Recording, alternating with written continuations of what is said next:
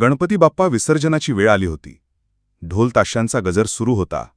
भक्तजन आनंदाने पण डोळ्यात पाणी आणून बाप्पाला निरोप देत होते. घरातील कुत्रा मात्र गप्प बसला नव्हता. तो बाप्पाच्या मूर्तीसमोर बसला होता, शेपूट खाली घालून, डोळ्यात पाणी आणून. कुत्रा रडत, बाप्पा अजून थोडे दिवस राहा ना. तू गेलास की मला खूप एकटं वाटतं. दररोज सकाळी तुला पाहून मला आनंद मिळतो. आता कोण माझ्याकडे पाहील, कोण माझ्याशी खेळेल. गणपती बाप्पा, अरे माझ्या छोट्या मित्रा, मी कुठेही गेलो तरी तुझ्या मनात, तुझ्या आठवणीत नेहमीच आहे. तू मला प्रेमाने आठवलंस की मी लगेच तुझ्या समोर येईन. विसर्जन म्हणजे निरोप नाही रे, तर नवीन सुरुवात आहे.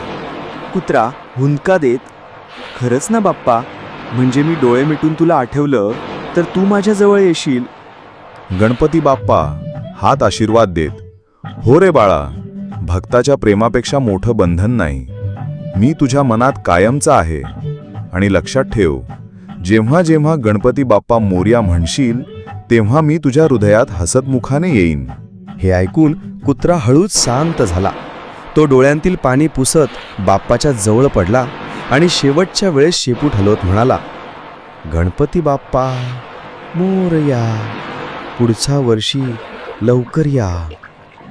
गणपती बाप्पाच्याही डोळ्यात अश्रू दाटून आले आणि बाप्पाचे डोळे अश्रूंनी पाणावले.